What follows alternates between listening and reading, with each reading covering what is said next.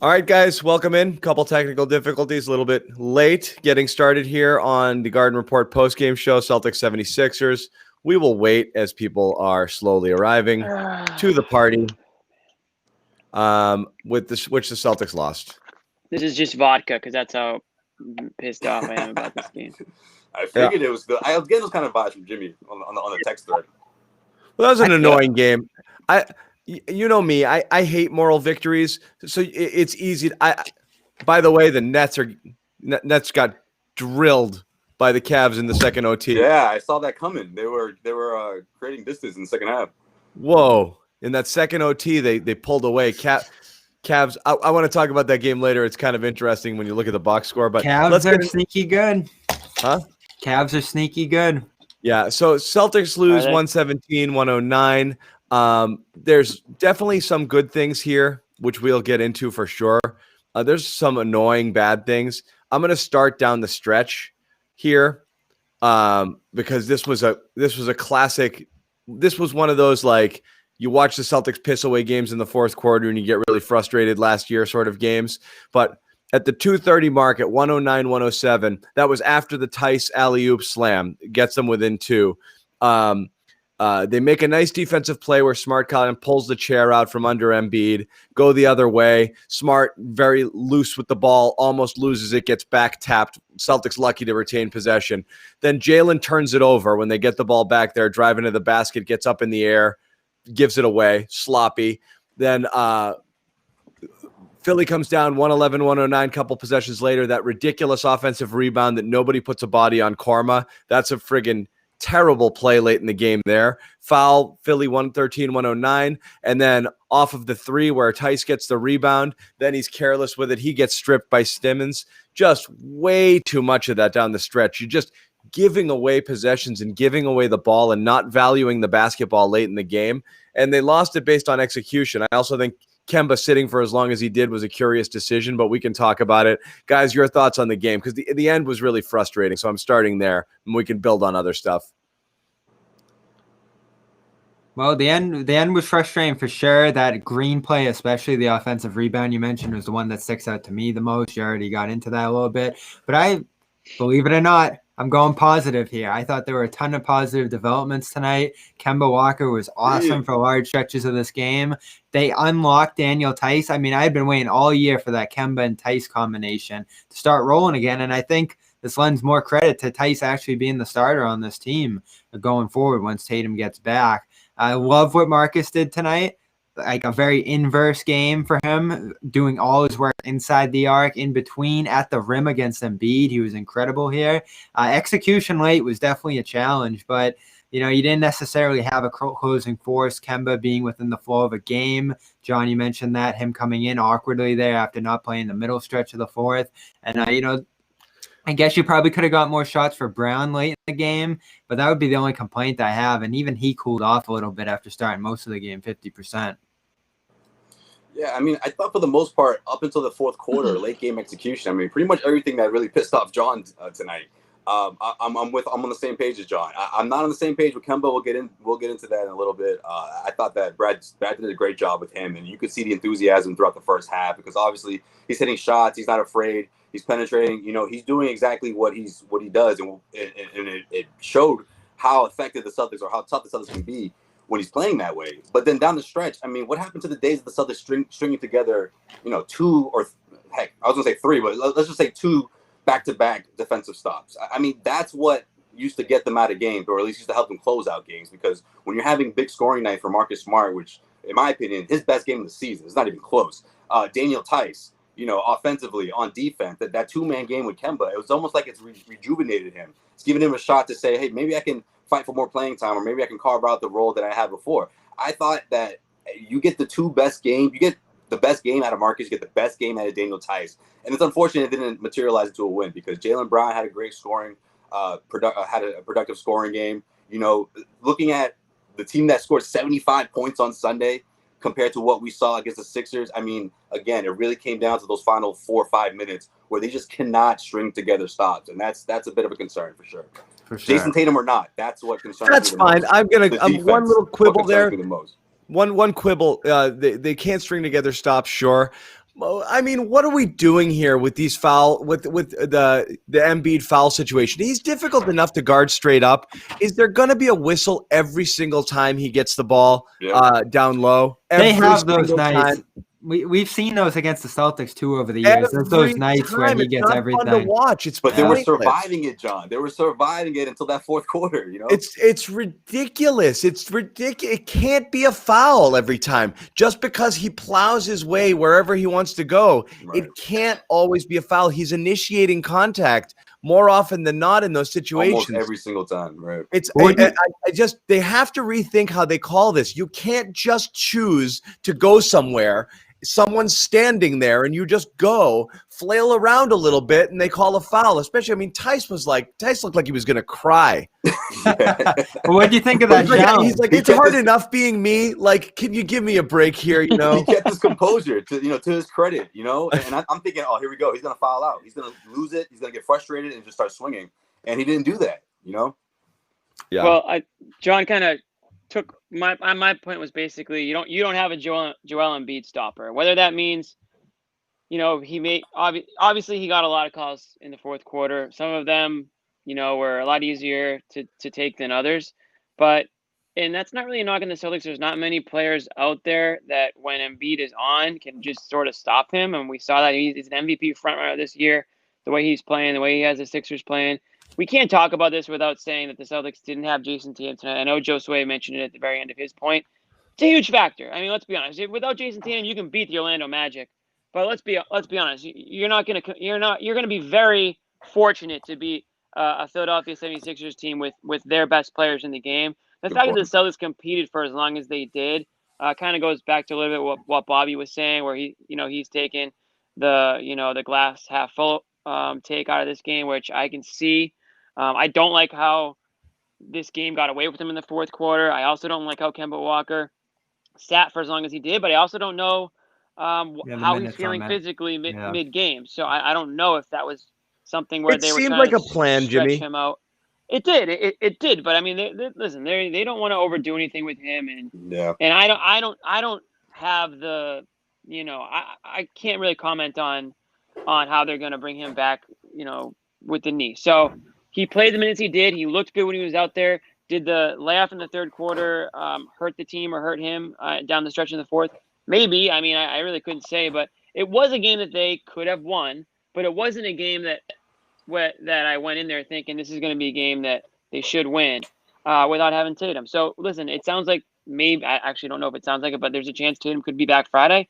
And if that's the case, then it's sort of like your best versus their best. And I would hope for a different outcome. Yeah, Brad put it at 50-50 for Friday. 50-50, yeah, I was going to say. We can talk about Embiid all show. I mean, this guy, he's a physical freak. I mean, if you've seen – He looks better. If you've seen Embiid play in person, and I've said this before this year, he's always been like in my top 3-4 guys where you just have to see him play in person. It's just really something to watch live, just the way that he scores, the way he dominates out there. But the refs don't need to help him as much as they do. And there are points where it feels like they just give Embiid the ball. And like John said, he backs his way down, does a little turn and flails his arms up. And what can Daniel Tice do? I mean, the guy has no choice but to be – you got no choice but to be a little bit extra physical with somebody like Embiid. You want to be clean about it. But, you know, at some point, if the refs are just waiting to blow the whistle at, you know, the drop of a hat, then you kind of shit out of luck. Well, what about Tristan Thompson, though? You know? He's got a handful of games under his belt now. I mean, was this going to be the night we see how tough and strong he can be against Joel Embiid, the big and bad Joel Embiid? I didn't see much of it tonight. I thought his third quarter was good, especially the first part of it. Tice was playing so well. Why do we have to start with the Bobby pinpoints the 4-minute stretch of the entire game. Why do we have to start with the 2 minutes? Well, I mean, Jimmy's talking about Embiid stopper. It's an MVP level guy. Bobby would have started. Why are we talking about the 2 minutes where he wasn't the worst player on the floor instead of the rest of it? Well, I don't understand. Why talk about it? I'm looking for some glimpses against Embiid here. Embiid is killing everyone to start this year. So you get some good minutes against him at the start of the third. By the beginning of the fourth, he's not scoring at all. He didn't score until the second portion of that fourth quarter. So you did hold him down for a significant portion of the fourth until it really mattered in crunch time. When he came into the fourth, And he had back-to-back possessions where he just got eaten alive, and Brad's like, nope, bench, Tice, that's it. Okay. Well, Tice was amazing tonight. I mean, you couldn't sit him in crunch time. Because Tice lives for this matchup. Whether he's getting bullied or not, he's going to give you his best. Jimmy, sorry, I'm fired up. Go ahead. So that's the problem here. I said my piece. Problem here is come on. Say more piece. Jimmy Cam. Yeah. What? Wait. More Embiid? I mean, I already went off. Oh, on Thompson. Listen. ISO Jimmy. It did feel like Thompson was overmatched out there, Bobby. I know you want to pinpoint the few minutes where he didn't, and I think Thompson is necessary for the Celtics to compete against the Sixers because if you watch the game tonight, that's all I'm saying. Yeah.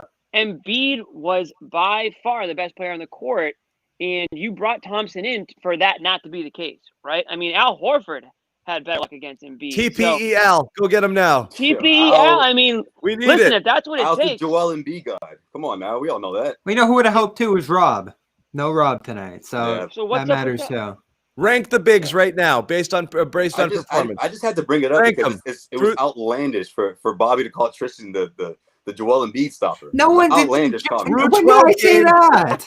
No one called him that. Jimmy's talking about a hypothetical guy that should exist, and he doesn't. No one's stopping Embiid. You just got to stop him for stretches. I mean, you're being a little playful with it, but through 12 games. But Bobby, they did bring him in to be that type of a guy. I'm not saying they said you're the Embiid stopper. Like, well, no, he's got to do a better job. I'll contend that. And John's asking for an order right now. It's got to be. The easiest players to start is the bottom. Thompson 3. Well, no, Grant's 4, and then Thompson 3. I'm not even counting him. He's starting at the wing right now. Well, he should be 3 bigs right now. If you're ranking them, the easiest ranking to make right now is Grant is Thompson 3. Yeah, and then so I go Thompson. I go Thompson, Williams, Tice, Taco. Throw Taco in there. Throw him in there. 1A, 1B. No, I think Tice. I mean, Bobby, you want to talk about Tice, so by all means, go for it. But this game elevates Tice to the top. It does. Tice did. I mean, Tice looked like the old Tice out there in stretches. Yeah, active. He had a good thing going with Kemba, as Bobby mentioned off the top. So maybe as crazy as it sounds, maybe he's back. Tice really did need Kemba, more than I thought, but about the same amount that Bobby kind of was correct in that. It's one game. But it felt like Tice looked a lot more comfortable out there with Kemba on the floor. No, and listen, I'm not going to defend Thompson to the death. I've criticized him the last few games. What still frustrates me the most about him, and we see the 2 points, how is he going to make himself a factor on the offensive end of the floor? I like what he's doing on the defensive boards. That third quarter especially, he just racked up board after board. I like the defense he played early in the quarter on him. But again, you see Smart finding him underneath the basket and the ball just shooting right through his legs. It looks like Taco. It really does when they throw the ball too low at him. He can't get up there on lobs. He took a jumper to start the game, bricked it. So it's like, where are you going to fit in on offense? He's not taking. And his one basket was that ridiculous ball when he had a mid-range little set shot he could have taken. Instead, he just kind of panicked, took one dribble, and just Sherman Douglas one-handed floater in the lane. Great name drop. It's somehow dropped. That was I planted a seed. I planted that Sherman Douglas seed last week. No, I used to practice that shot in my driveway all the time. Sherman had that great little because he couldn't get over anybody. Yeah. Throw that ball up sky high, 15 feet up in the air, and it would just teardrop down. I loved that floater. That's pretty much all he had. That's true. I love that shot. How about Tobias Harris doing things? I mean, that's all right. We got to get in the Philly too. Yeah, we do. No, we don't. They look good. No, we don't. They do look good. No, they look good. This isn't the Philly show. It's not the Philly show, but John, I mean, this is almost borderline apology camp for Bobby because he's been trashing Philly since before the season even started, and even up to I think even last week he still said Philly's overrated. Joel Embiid's trash. They should have traded for Harden. So I'm gonna hold out on. I mean, not Joel Embiid. Ben Simmons is trash. Yeah, so that's what I'm holding out on Philly for right now. He still doesn't look involved enough. He still doesn't look like a fourth quarter guy who's going to be able to lay his imprint on the game where it counts most. Yeah, and Like you're talking about a guy like Seth Curry factoring more into late stages of games, important stretches of games than Simmons is on the offensive end of the floor. Now, you still like having Simmons for the rebounds, for the passing throughout stretches of the games, defense too, although Brown did break him down a few times. That was impressive. He struggled. He has struggled. The last few games especially, you got to consider what impact do these trade talks have on him now and how involved he feels on the team. And, we saw that happen with the Celtics during the Davis era. We saw it happen with the Lakers during their Davis talks. Now, all of a sudden, Simmons came, and there were reports out there that his agent was telling him, you're ready to go. And now he's back. And it's like, what's going to happen with that? It's a good point. I don't know how much of it's mental, but let's be honest. It's style of play-wise. I mean, Simmons is still playing. I mean, he won't shoot. I mean, the guy won't shoot an 18-footer. Never mind a three-pointer. So he won't shoot an 8-footer. I know. I mean, listen. I don't know what it's going to take. I mean, he's obviously got so much ability and athleticism and all that stuff. But it's the NBA. At the end of the day, teams are going to figure you out. I mean, if you have no outside shot or no confidence in your outside shot, now the way Bobby's talking about, what's his confidence outside of the shot? What confidence in his own game, confidence in his team. Does he even want to be on the team right now based on all these rumors and reports? I mean, the reports did say that he didn't want to be traded and did want to stay. So maybe there's a sense of relief there, but maybe there's also a sense of, well, maybe I'm just here until the next superstar becomes available or the next trade opportunity. He's basically full outlaw with his field goal selection. Yeah, I mean, and I think at this point, everybody knows around the basket. Everybody, I think, would agree that a healthy Embiid is much more valuable than Simmons, and that's just the way it is. And I said that last year, but health has always been health and effort. I think for Embiid have always been the two biggest things, and the skill and the talent and the ability to do so much on both ends of the court have never been in question. Right, but I think now with Doc Rivers though as the head coach, I think it changes things. Someone like Doc, I think this is like his biggest challenge. He had Rondo, he had Chris Paul, that didn't work out so well. And now he has this point guard who is like the opposite, or almost the polar opposite of what a standard superstar point guard is supposed to be. And I think it's on him and I think he's going to take it, upon himself to maybe not make him a 3-point shooter, but I think in the next couple of years or so, I think he'll start shooting. I really do. It's an ongoing conversation I have with Max. Max loves to bust my balls about this because I compare it to what he did with Rondo. I think the pressure of him having to shoot has been alleviated now. You got Danny Green. You have, he didn't play today. It was Seth Curry. You have other guys that can shoot the three. Joel Embiid can shoot the three. And now I think he's going to hone his other skills that make him great. The other skills that make him great is what makes the team great. You surround him with shooters, and I think that's a part of his game that people are going to start saying, okay, well, now he's taking 15 or 14 footers. I don't know if he's going to be a 3-point shooter, in a couple of years or so. But I think Doc, that's a project Doc's looking forward to taking care of him. Taking care of Doc at the same time. You don't think Doc would take a superstar? I mean, Doc's a superstar coach. I mean, they wanted to. It's very clear, and Houston didn't want it. Was it bad, or did they try to tweak it at the very end and try to hold back Max or whatever? I think Houston went cheap and was like, let's clear the books for next year, which makes no sense to me, but that's another conversation. Yeah, but what about Joel Embiid? You don't think Joel Embiid is a superstar, Jimmy? Joel Embiid's a superstar? Absolutely. Yeah, they want to put another one with him. Yeah, your salary slots right now are built around Simmons, Embiid, and Harris. And, Harris is a fine third guy in that combination, but is your 2 Simmons? Simmons isn't good enough to be that 2 guy right now. So all of a sudden you're putting the weight of an entire team's, fourth quarter hopes, playoff hopes on one player in Embiid. And, give credit to him tonight. He got the easy ones. He got himself in the position to get fouled, and that helps when you're trying to close a game. You'd rather be at the free throw line shooting than trying to make baskets in the fourth quarter. But he showed a better ability to be able to sustain into the fourth quarter tonight. And that's still the only question left with him. I mean, none of us had any questions about Embiid's game on either end of the floor before this year. It was just, can he close? Can he finish? Yeah. And it's much easier to finish when you get a foul called every single time rather than have to work for the basket. But if you put yourself in the post, you're taking those jumpers. Hey, Dad. Sometimes you're right. You're right. That's a different story. He puts himself in a position where you kind of have to confronting physically versus being out there and taking jumpers. He outscored the Celtics from the free throw line. That's crazy. Let's get into Kemba. We didn't talk a lot about it. Outscored.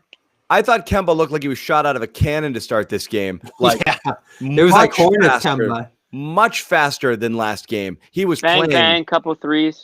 But like bouncy, he looked. That's the first time I remember since pre-bubble of him moving that well. And again, maybe it's just in comparison to how he looked. Cam seemed to be half speed. He looked really quick to me. And then they iced him. He had 17 points in the first half, 2 points in the second half. Barely hit a shot there. I guess tweaking how you're going to play those minutes. I know what Brad was going for there.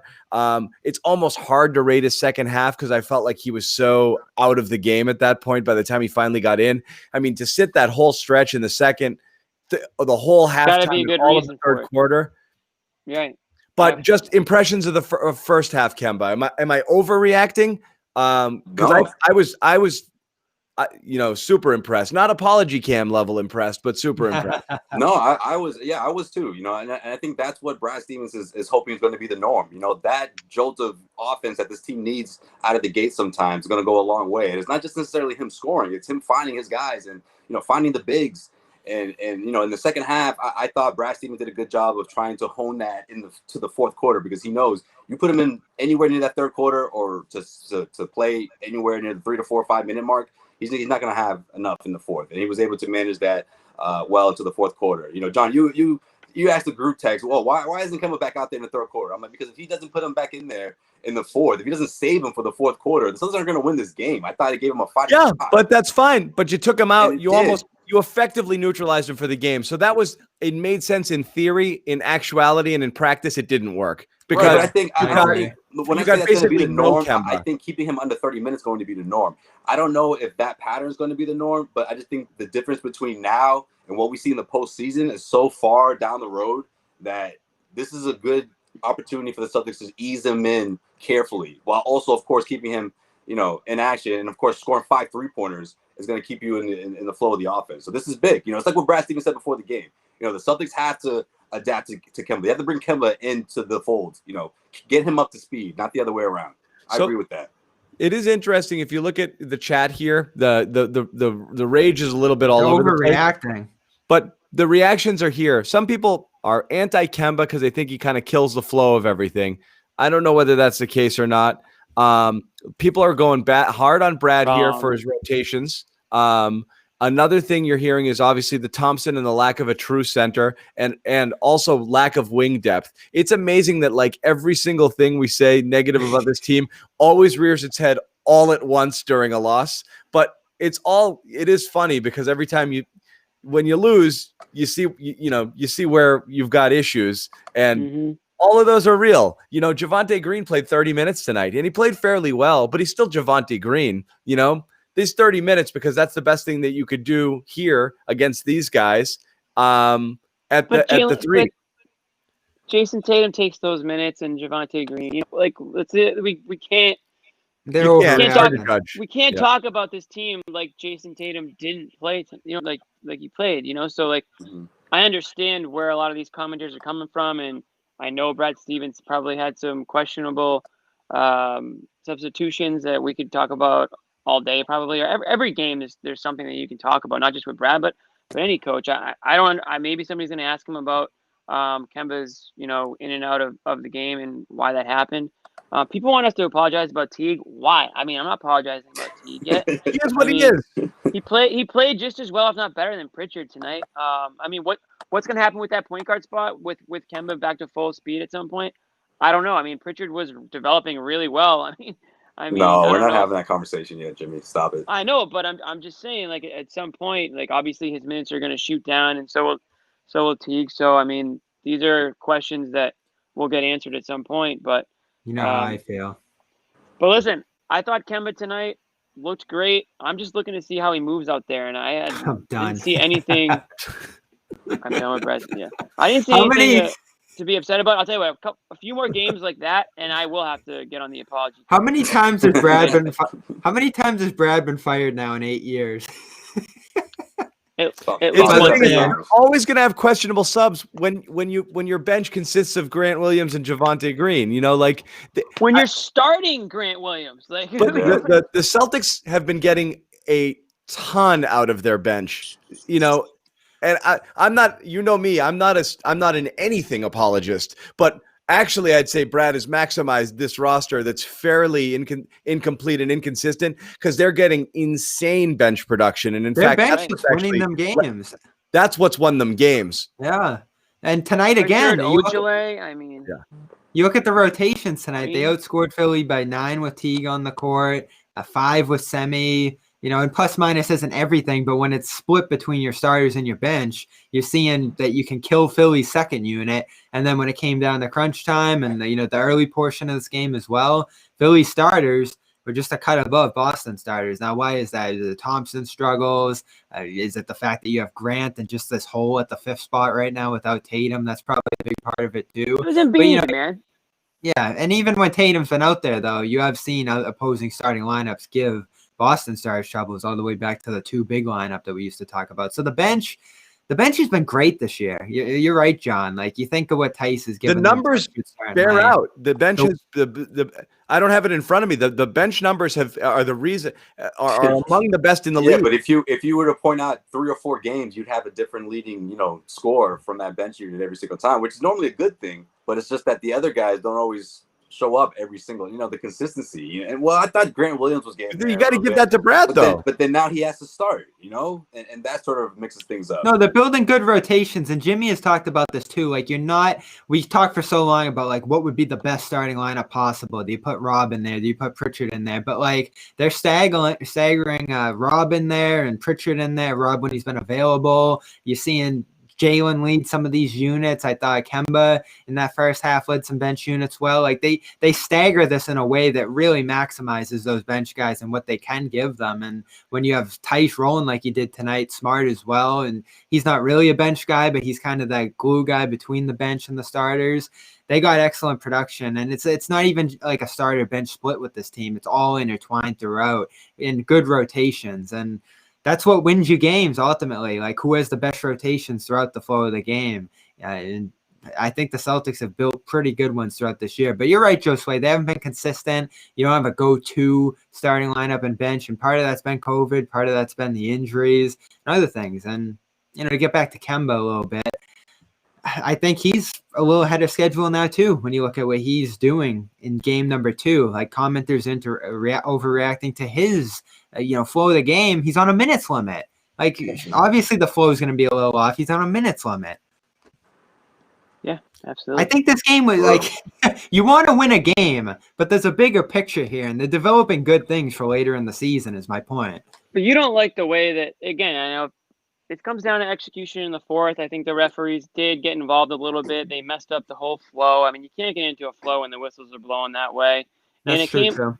It came down to, sometimes, we consider and overanalyze things, but it comes down to Joel Embiid was the best player on the court tonight by far. And they didn't have anyone to stop him. And once he starts getting the calls and going on the line and he was hitting his free throws for the most part, that was the difference in this game. So we can sit here blue in the face and break down, each player's performance and substitutions and this, that, and the other thing. But Joel Embiid couldn't be stopped tonight. Sometimes players have those games, and he's had those games more often than not this year.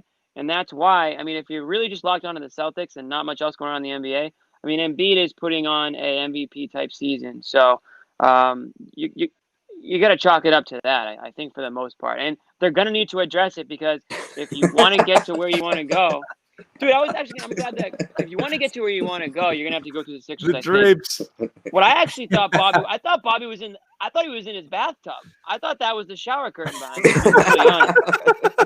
I was like, are the acoustics better in the I just want to change the scenery tonight. When we first started, I was like, Bobby, I'm in the tub. We've given you a minute. I want to improve your connection. I thought if I move closer to you, Joe. You have the router in the tub? Don't turn the water on. Bobby pulled up to the Motel 6 for the Wi-Fi.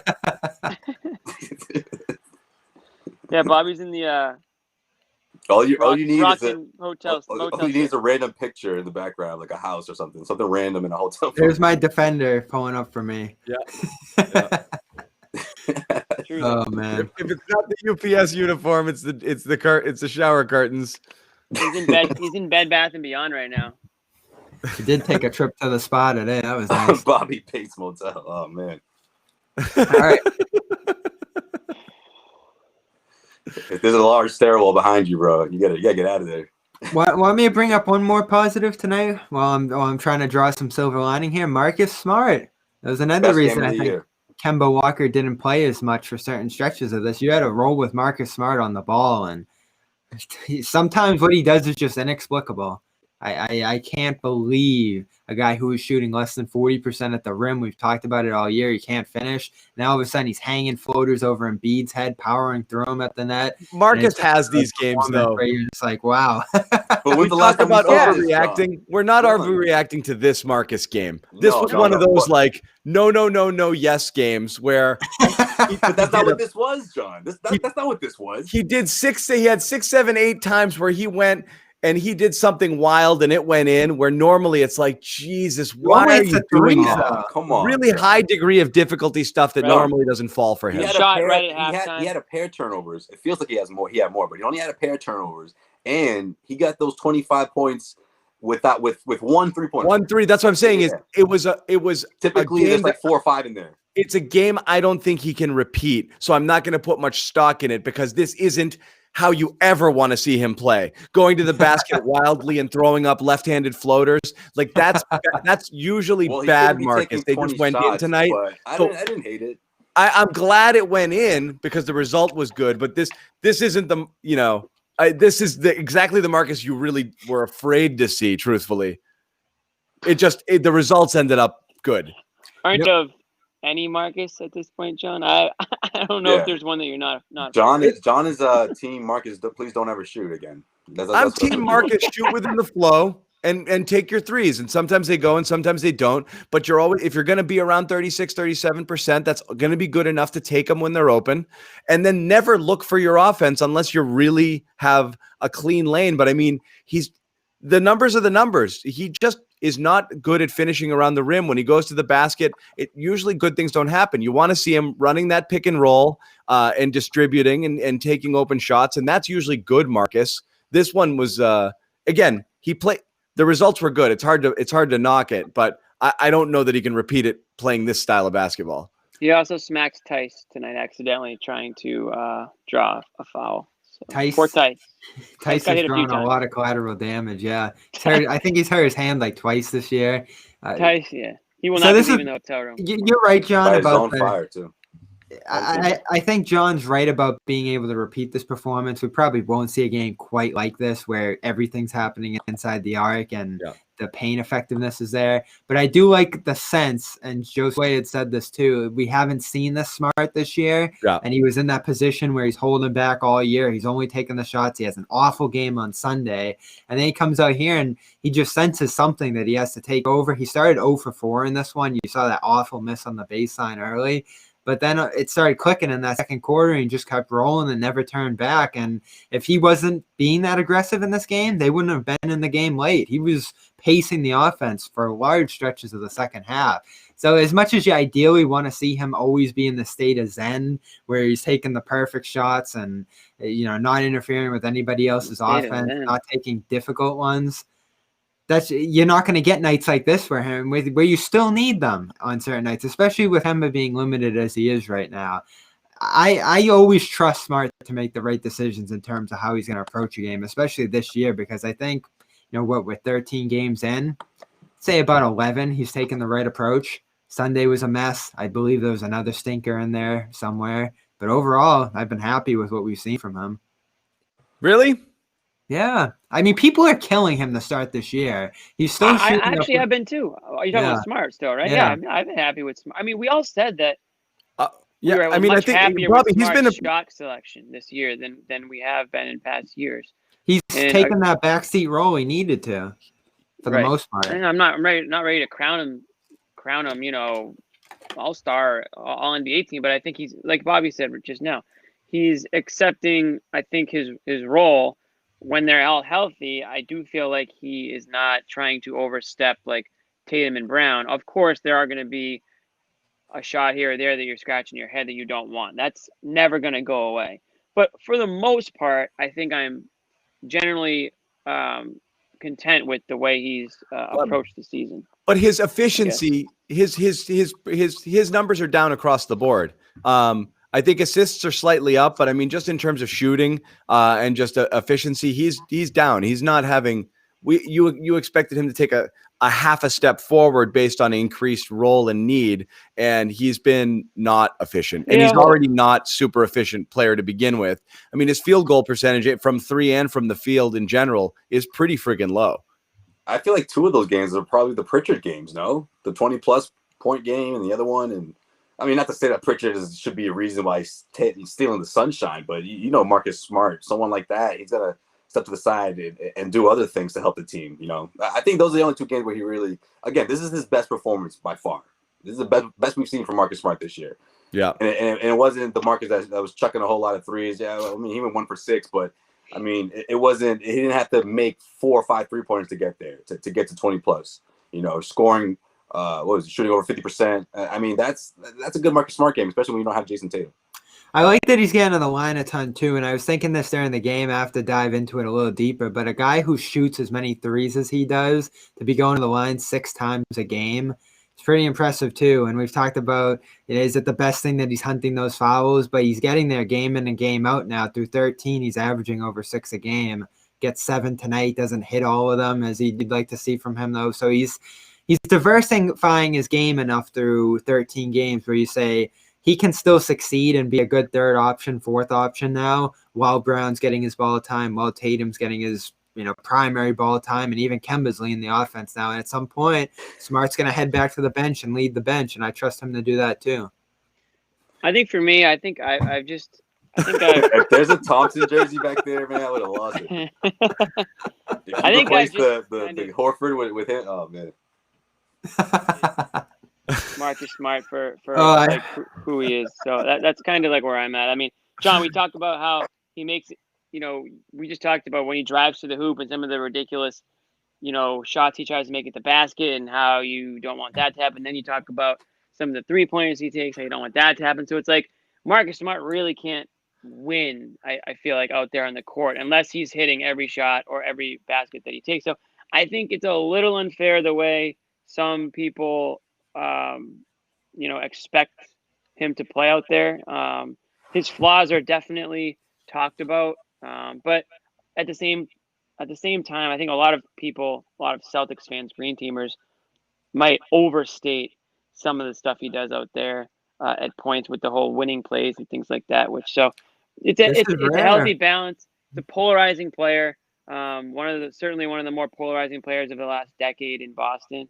I think you're either on one side or the other with him. But I've kind of accepted who he is. So I think he's important to your team for sure. And how important, I guess, remains to be seen. We'll never truly know. The Marcus Smart debate will never be settled because unless he goes. And when he goes, you'll realize, oh, wow, we are really missing Marcus Smart and his energy and leadership and fire. Or you literally will never think of him again and say, wow, we really overvalue this guy. And that's right. The only way you'll know it. Because you don't have any idea because so much of it is based off of intangible sort of things. In addition to obviously doing, making some real bad. I mean, he's not a bad basketball player. It's just his actual value to the team. He does a lot of good things on the court too, but so much of it is tied to the heart and soul sort of stuff, the energy, the Cobra strike, the grit, just knowing that you've got a guy out there who wants it more than the other guy, which obviously is a value, but it's really, really hard to measure at times. That's the thing. Exactly. Well, it's hard to measure. It's easy to look at stats and talk about stats. It's hard to measure the intangible stuff. So I guess it's what do you value more? And some people value one more than the other. So that's why the debate will just continue to rage on, like John said. Yeah. Right. Yeah, no, exactly. And it's a take you good to take the bad scenario with him. Right. Exactly. But you surround him with what we're calling 3 all-stars, right? That's what's supposed to make him that's going to elevate him, especially in the playoffs, in the postseason. I mean, that's why these championship, or these winning plays can turn into championship winning plays, And I think Marcus Smart is continuing to get better defensively. Obviously, you look at his defensive accolades, and you're like, okay, yeah, you take the good with the bad. But at the same time, let's not forget, he's come a long way, or at least he's progressed in that aspect of shooting, or at least his shot selection, right? Because that was the biggest complaint before, right? Oh, he has awful shot selection, and then now it's like, oh, okay, well, maybe he's just taking it upon himself too many times. At least it's what it seemed like throughout the bubble, throughout the postseason. But there's a lot of contributing factors when you think about the injuries and the bubble and the environment. And I think for the most part, I've liked what I've seen out of Marcus Smart, but especially tonight is by far, again, his best performance of the year. And this isn't a rare game for him. It's not like, whoa, where'd this come? Because he does this a couple times a year. And that's part of what you're paying for, too, with him, and what you're expecting from him is there's just going to be maybe 12 games per year where he just completely blows you away. And quite a few of them have happened in the playoffs, too, where the aggregate doesn't matter as much. It's just what you're doing in the moment when the game's on the line. Yeah, let me. I don't have this sound, but we were talking about the refs earlier, and since we're talking about Smart, here's Smart when he took the podium today, talking about Embiid and the refs. It's tough, especially when we've got our hands up a lot of the times, and he flails and gets the call, and then down the other end, we've got our guys attacking the rim, getting contact, and we're getting no whistle. Tough to play like that. If it was reversed, I do it every time. It's hard not to get in a rhythm when you shoot 21 free throws alone. So basically, Embiid shot 21, we shot 20. Can't win like that. He's not wrong. It sounds like sour grapes, but it was a tough whistle tonight. It was a really tough whistle. Embiid got it every time, and a lot of times where it's like you could have just LeBron treatment. You could have just called it basketball. Two people, you don't have to call this is another thing refs struggle with. You don't have to call a foul every time two bodies touch. Sometimes it's just part of basketball. So just because he drew contact doesn't mean it's a foul. There is bumping and they're going to bang up against each other in the post. It's part of the game. It's not always a foul. But every time there's any contact with Embiid, he does the flail and he gets the call. It's unbelievable. It really is impossible. It's impossible when the whistle's that sensitive. Right. And it's two very large human beings going up against each other. Like bodies are going to hit each other, and like they'll be okay. Like they're not hurt. Like let them play on. They're two guys that are one's trying to score on the other. Like let play on, like, you know what I mean? Like it wasn't even Embiid. The one that pissed me off the most might have been Harris and Tice. Harris up fakes and looks to pass, and Tice kind of bumps against him while he's making the pass, and they blow a whistle. He's just passing the ball. He's not even trying to score. You didn't even see his intention. There's no way you saw his intention on that. They touched bodies. Like that. Come on with that foul. I'm thinking too. There was a transition play for I think it was Brown who got really tied up. You guys probably remember that play. No whistle there, and I said, all right, this is going to be a tough whistle. But you have those games throughout the year. This was almost the opposite of that first Detroit game that had that incredible pace, ton of physicality, and they weren't blowing the whistle there. So I think what happens, John, is you set a tone and you start calling them, and all of a sudden you have to match it both ways, and all of a sudden the whistles start piling up. Make him pay for it, though. That's the whole thing. I hate that. You're going to let a guy go to the if Embiid gets 21 free throws next time, I want him to have at least 7 or 8 bruises when it's over. Like if you're gonna foul a guy, foul the F out of him, okay? And make him earn it down there. Those are the worst. He's not even working hard there. He's literally catching the ball and he turns around. It's tweet. That's fine. You want to play rough? You want to play physical? Absolutely. Bang him up next time and make him earn the free throws. That's going to be in his head a little bit. This is the worst. This is the worst case. Or just you got to trap and double a little bit. Also, one thing Thompson was struggling with for sure. He was letting bring back Al. Joe Sway was saying bring back Al. What you're describing is exactly what Al did. Yeah. He made it hard with Baines, for example. He touched him up, Baines, after a while. Oh, man. Another one, yeah. You just got tired of slamming into him. You would posterize him 6 times in the first half, and by the second, you're like, I don't want to play against this guy anymore. That should be Thompson. That should be Thompson. And we talk about, everyone wanted Baines and nobody wanted him. And he had an awful game when we saw him here. But, like, if you're serving a role, you have to fill that role, okay? Right. And if you don't, then what good are you? Yep. That's the problem. Is Thompson would be fine if he was that guy, but I mean, he looked like a guard out there trying to get against Embiid. It didn't even look close.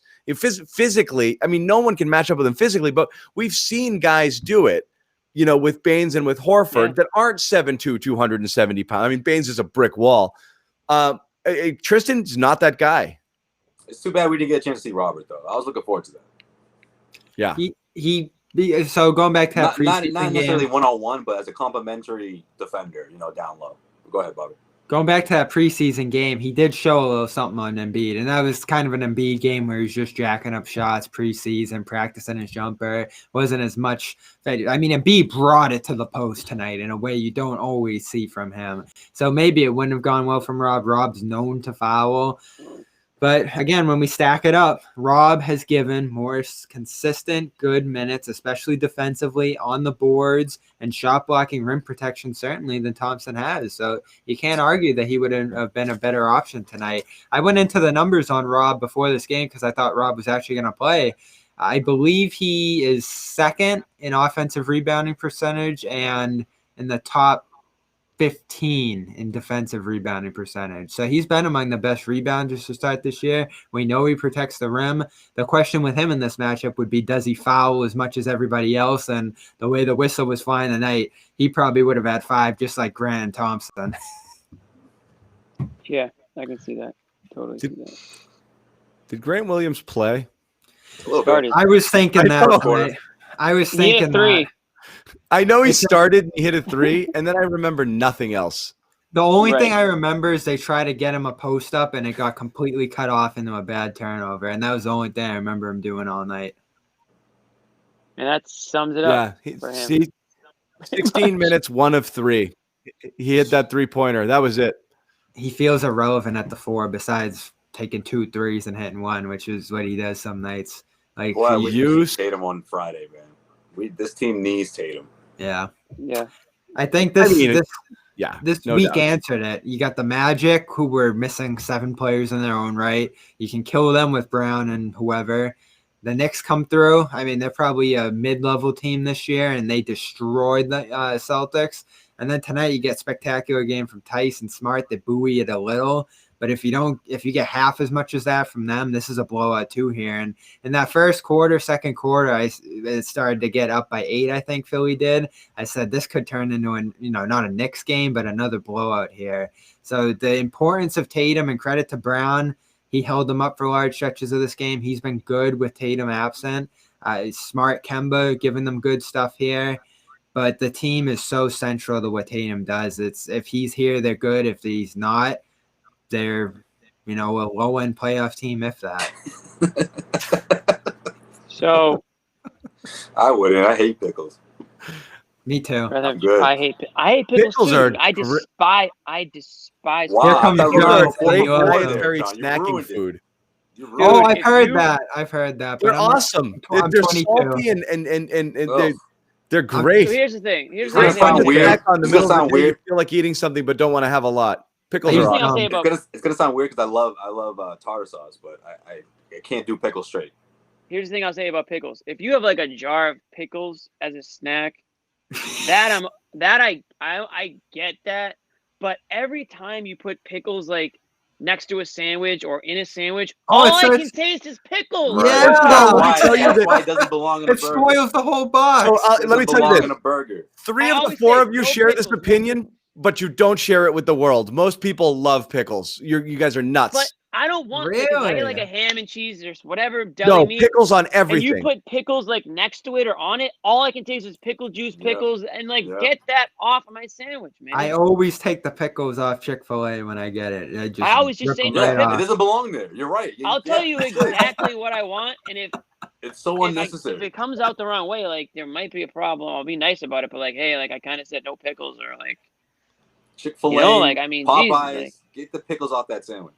And Chick-fil-A, that's the only thing they put on the sandwich. They don't even put sauce. It's the acid. That's what it adds. It's a brilliant little thing.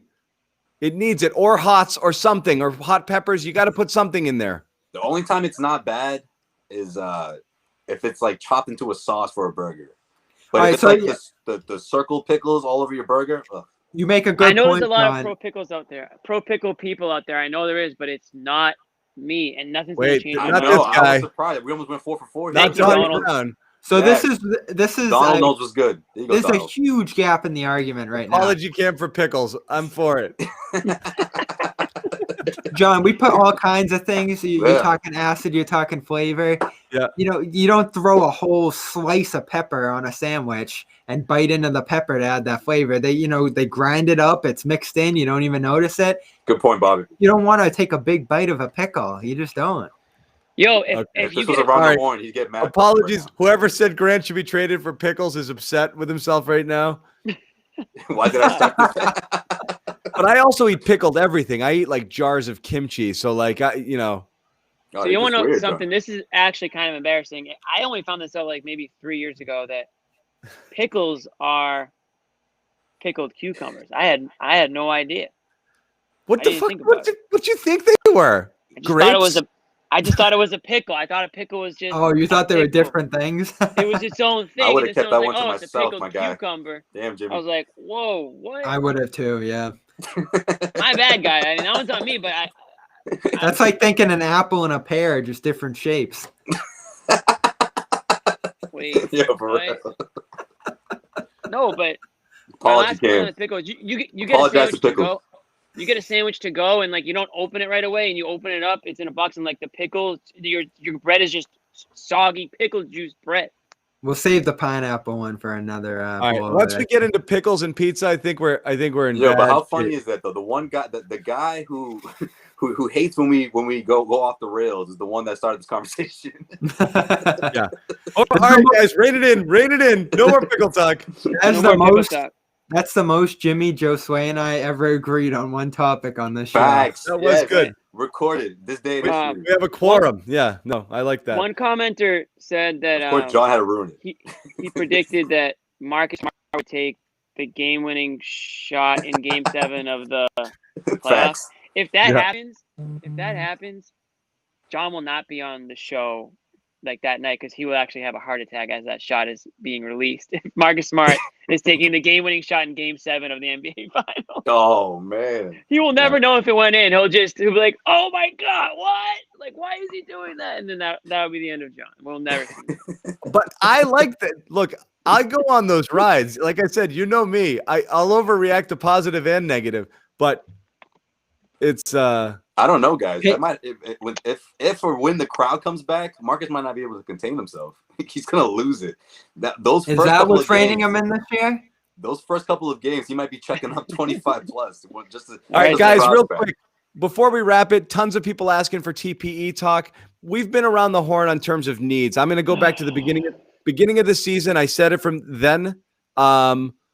That I thought wing more than big. I hated using the mid on Thompson. Wasn't my thing. I know there might not have been a wing out there, but I thought that was a team's greatest need. I don't think Thompson. It doesn't matter. I'm not going to make this about Thompson. But now you've got the TPE. What do you need here? Because right now we've talked about it. You know, you do need a true big, even though you've got a bunch of bigs. So I don't know what you do there unless you're able to package one along with the TPE and move them along. Or do you need another wing? I'm hoping that's going to be enough, the first part. But the San Antonio Spurs, they're in 5th place right now, so it's kind of ruining things. My favorite guy right now is LaMarcus Aldridge. I know it's a long shot. I know it's not exactly the person that's going to be easiest for them to go and grab. But I think after what we saw against Philly, I mean, look, he addresses those needs. He will check those boxes. You know, he's not a bona fide three-point shooter, but he can stretch the floor a bit. We know what he does defensively. I think he's that guy that can really touch up Joel Embiid and really give him a hard time down low and muscle him up, along with Thompson. You know, don't get me wrong. I don't like to give I like to throw shade at Thompson every once in a while when I can.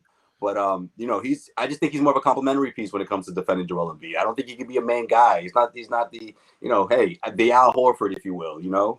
He's just not that. He needs a complimentary guy. I think LaMarcus Aldridge would be a humongous pickup for the Celtics. He wouldn't be the 4th or 5th option. You know, what you get out of him would be a bonus because everything will really boil down to what he does for you defensively.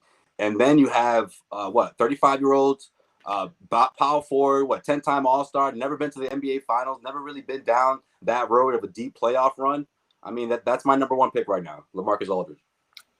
Yeah, I've mentioned that one too. He makes a ton of sense as a $24 million pickup. It expires at the end of the year, and then maybe you could bring him back on a smaller deal or something like that next time around. So that would make sense. The price would be cheap. The Spurs are going to have to move on, but they've been playing well to start this year. So who knows how long they're going to hang on to that. You would think they would have to trade him before the deadline. But I'm keeping a closer eye on Houston now, and I've mentioned P.J. Tucker a million times going back 3 years now as a target for the Celtics. I certainly think he's going to be available. And now you do hear the rumblings around people with the Rockets who cover that team on a regular basis. They're 4-8 now. The prospects of them competing for a playoff spot seem to fade every given day. They didn't go all in on winning with that Harden trade. They picked up a couple of role guys and picks for the future. This is one of the years that they do have their own pick. And Oladipo's on a 1-year deal. And we talked about this back with the Pacers with the Hayward situation. I believe he's on a deal that would slide in. They'd, of course, become a tax team. You got to, ask that question. Does Oladipo bring you closer to a championship? Yeah. Remember when we didn't want Oladipo? Well, I do, but no, I don't want him. No. Well, now he would just cost picks, essentially, So before it would have cost Hayward. Yeah, yeah. 2 months ago, it cost you Hayward. That's true. No, well, yeah. But before we were asking that question of whether we were moving on from Kemba or something like that, now you would picture him fitting on the wing. But yeah, you got a point. We're circling back to the same general. People talking about 35-year-old LaMarcus, but they want a 6'5" PJ Tucker to take care of Bam Adebayo and the 6'5" YMCA body PJ Tucker. PJ Tucker. Okay, yeah, sign me up, guys. He's an excellent. How old is he, by the way? What, 34 or 36? 36. What are you talking about here? LaMarcus Aldridge can still ball, man. The dude put up Blake 20 Griffin is washed. Anyway, Blake Griffin's so expensive. He's washed. Go do your homework. No, you can only go 24 million max on this anyway. Blake's like 32. I'm looking at Barnes. He's another name that gets tossed around. Yeah, Barnes fits, but he signed 3 years. It goes down, but he's not that good, so I wouldn't touch Barnes. Here's my question. Why would we want the Celtics to rush into a TPE auction right now? No, we're just talking names that could be available. No, but there's just so many people who are like, they need to get a TPE guy. They need to get a TPE guy. You need to wait it out a little bit longer and really see what happens. Also, no, this isn't happening till March. No, Steve Adams not going anywhere though. That's the thing. Worst case scenario, one of your regulars goes down with some sort of injury, and I obviously don't want that to happen, but. You don't want to make a move. You don't want to make a move now with so much time left to go. You want to use that later. If you're trying to use it for the season, you want to use that later into the season as you can, so you know that you're getting something that's going to actually help you. Yeah, none of these players even available yet, so that's the other half. What I that's nothing. You actually wait till the trade dedeadline passes, and then Danny says how close he was on a bunch of things. Well, we will find that out. So close. We were so close. We're in on it. Hey, that reminds me. We were in on a lot of things. I hate that. But we just couldn't give away nothing. Well, Keith's article was awesome on talking about how it's like you broke that down. Training with Danny Ainge. That was good. That was really good. And it sounds like a lot of teams do enjoy trading with Danny Ainge. So but it also sounded like some teams are a little scared. They feel like him and Zarin are a little bit smarter than they are, maybe. Well, that's always going to be the case, though. Like if somebody, you're playing fantasy football and someone, offers you a trade for a guy, and you're like, wait, why? Is he good? What's wrong? Immediately you're like, well, why are you asking about him? You're like, why do you want him? I barely want him. Like I must be missing something. You're always going to think that, But that was an interesting article. I thought it was interesting how a lot of them said like, oh, we talk about trades all the time. Like we're always talking about this guy or that guy, and a lot, like 99% of it never happens. But just the fact that like these GMs just casually text each other, like, what about this guy? What about that guy? Like that's kind of funny because that's how the average Joe would sort of treat their fantasy basketball team, like John just mentioned. Yeah, so, just calling around. What do you think? Very real for them. Yeah. Why did we not get Dwight Howard? I don't know. Dwight Howard's been a guy loosely linked to the Celtics for like 15 years, I feel like. Never. Dwight Howard might actually be my least favorite player of all time. I disagree with that. I think Dwight Howard is. So I'm guessing you don't think he's a Hall of Famer, right? Because that's going to be the next question. He is. The numbers will be be there. But yeah, I think what's amazing is he's been irrelevant for like a decade, and he's only like 34. Like seriously, because he was 18 when he came in. Injuries. That's why. He was at one point. I mean, he was like a 2020 guy, dominant player. Absolutely. He's always soft, and he never developed a post game. Little immaturity, perhaps. He's so soft, and he just never developed anything. He was just a physical force because, I mean, he has the athleticism of like an athletic wing in a 7-footer's body. I mean, he's ridiculous. Body, Guy who came out of high school and maybe wasn't the mature factor wasn't there. Maybe a couple of years in college. Had a major back injury too as he left the match. Yeah, I mean that's what I'm saying. He had major. Also, nobody likes him. Seems that way. Damn, John's going in right now. Literally, nobody likes him anywhere he goes. No one wants to team up with him for no sure. No one wants anything to do with him. He had the most fun in the bubble, though. He looks so happy down there. Well, he won a championship, but I guess that had a lot to do with it. Yeah, I mean, hey, it's another guy that LeBron carried to a ring, put it on LeBron's. No, he played well in that run last year. He's rebounded well to start this year, too. He's still a great rebounder, and that's why he'll make the Hall of Fame. I think he's like top 10 in rebounds, probably push him top 5 at this point ever. That's really all he does at this point. A couple of finishes here, putbacks. I thought he was pretty bad tonight, so I don't know what that guy's all excited about. Speaking of LeBron carrying guys to rings, Kyrie returned to the Nets tonight. You guys wanted to talk about that, didn't you? Well, I didn't see the game.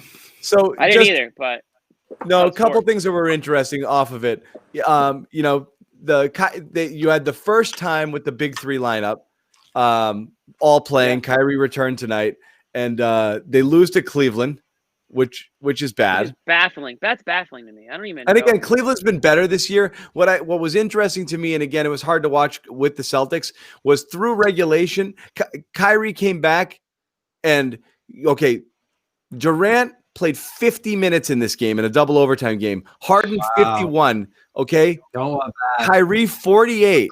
Okay, they went for it. Harris 42. Jeff Green 45. So they played. Jeff Green 45. Wow. 45 minutes. Okay. Yeah, the man a long time. I know. Through regulation,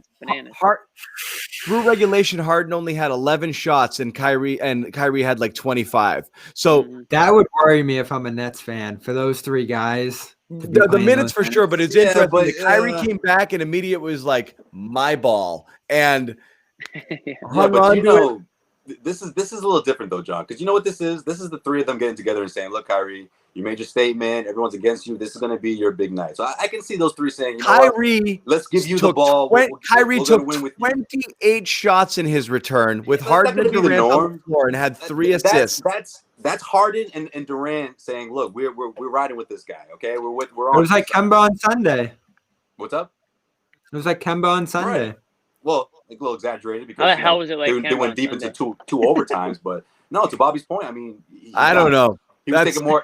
He was taking more shots than everyone else. But then again, there wasn't Tatum. Tatum wasn't in the picture, so I guess I don't know. I'd like to see some advanced stats there on how long he held on to the ball. I don't think he gave it up too much.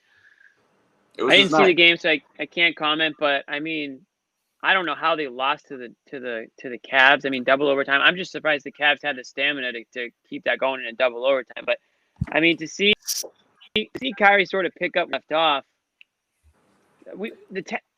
I said it to the year. I mean, if Kyrie Irving just plays basketball, I mean, the Nets will go as far as they want to go. Obviously now it's a little different. They have to acclimate James Harden into the mix. We'll see how that goes. But I mean, those three guys on any given night. I mean, it's hard to bet against them on any given night, right? Can we start looking at Sexton as the one who got away? No. That's a good conversation because he's had a monster year to start. We'll see how it finishes, but we think Brown's played pretty well. He's been on another level on top of that. He's been really good. He's carrying the team.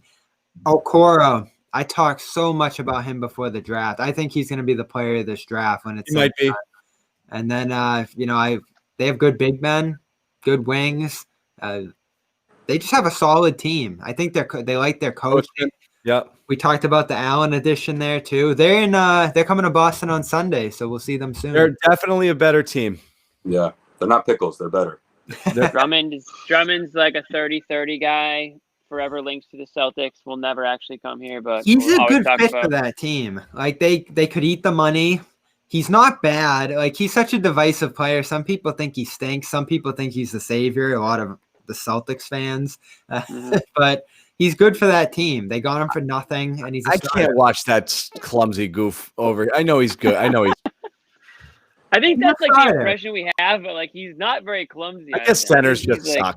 Yeah. Yeah, they're not fun. They're not fun. This is why we're gonna, with the way the league is today, we're gonna be talking. I don't want any centers, unless it's except when you're getting dominated by a really good one. Otherwise, I don't want any of them. How many great centers are in the league? Jokic, Embiid, Davis, and Tyler. See, that's why over the summer when Bobby was like, "Oh, Ty's the top 10 center," I'm like, that doesn't say a whole lot. That used to mean something once upon a time. Ewing, Olajuwon, like right. If you're cracking the top 5, you're right. Right, well, you were like one of the best players in the NBA. Yeah, that's where the divide. Top centers that are superstars. Like anyone probably born before Joe Sway, like grew up where centers were everything, and now they're so unimportant. Yeah, Drummond's not even the best center on that team. Allen is now. Yeah, dude, Harden had a triple-double, by the way. He did. He had some assists, but he didn't shoot a lot. So you're right. Maybe it was deferential. Like, hey, Kyrie, that's cool. I didn't touch any of your stuff. Yeah, your locker's still right where you left it, buddy. Hey, we still run this play. We don't even use totally the other cool. I'm just here. I'm done. Garbage. All right. We've talked enough. We've talked pickles. We've talked Nets.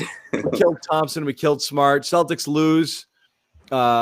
Was there a lot of dice pickles, if anything? That's what I'm saying. Was there a lot of pickle love or hate in the comments? Because I didn't see mostly love. It's always love, man. People love pickles. They just love it. There's no way around.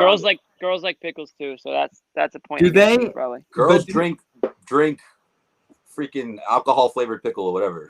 Like they love it. Bobby, did you ever send me that Manscaped graphic? Oh no. Pickle barrel. We're just gonna have That's what it is. Yeah. All right, we're gonna tell you about Manscaped. I don't have the. We'll add it after the fact. Pickle barrel in Killington, Vermont is probably an all-time bar. Jimmy, we got a sponsor. John, we're talking about pickles. Give us a second, man. We're talking about. We got a sponsor. Pickles aren't paying us. Well, pickles don't pay the bills, guys. They might have to soon. Yo, dill. We got dill though. Dill. Right. Manscaped pays the bills. Okay. Want to hear the deal? We got new products. We got new products. Mystery ad. Right. Does somebody have it? New products. I don't have it. Okay. Happy New Year from Manscaped. Okay. Join the 2 million men who trust Manscaped for their below the waist grooming. 2 million. Okay. There's a part here I'm not supposed to read, but the part I am supposed to read. You're not supposed to read that part. You're supposed to read the part that you're not supposed to read. Fill in here where it says your name. Your name. This is like one of those like athlete apologies where they just copy and paste the PR team. Tell your name. Right? So Manscaped's here to give you a New Year's resolution you'll actually want to keep. The perfect package 3.0 below the waist grooming you need to start off strong this year. Come out of quarantine with everything taken care of down there with the Lawnmower 3.0. Waterproof, skin safe, absolutely. We've got the Crop Reviver. That's a spray. You really do. I mean, they make a good point. I mean, you're going to be coming out of quarantine. These vaccines are rolling out. You want to be ready to go. You're going to go straight to the bar scene. Whatever works for you in quarantine does not work out of quarantine. No chance. In many different ways, yeah. Okay. You got to change your grooming habits immediately. It's been a while. If you get vaccinated, you immediately go get Manscaped products right after.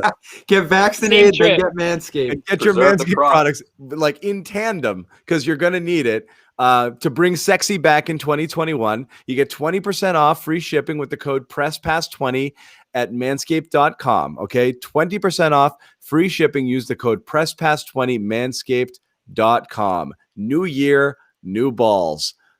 That's what it says. True. True. It's a big year. It's going to be a big year for balls. I can tell. Yeah. So that's it. We're done. thank you for hanging out with us. We've got the Sixers again coming on Friday. Maybe JT, maybe Rob. We will see. But yeah, we'll see. I want a classic. So we need Tatum. I want a classic. I want a double overtime game thriller. That's what I want. Yeah. I was surprised Rob didn't play. Curry didn't play either, so they'll want him back. I was surprised he didn't play, especially. Yeah, we forget about that too. He's having a good season for them. Oh, he leads the league in 3-point shooting. He's been a game changer for them. So they have a guy too coming that they think can change this matchup. That would have made it 10 times tougher here. Yeah. All right. So that's it, guys. We're gonna just wait. Like, what do you mean arrow? Yeah. What's he? Oh, you look like Steve Martin with the arrow between your head. Yeah. There you go. Eat local. Yeah. Eat local, everyone. Guys, we'll wrap it up. Jimmy Toscano, Bobby Manning, Josue Pavone. We will see you guys on Friday.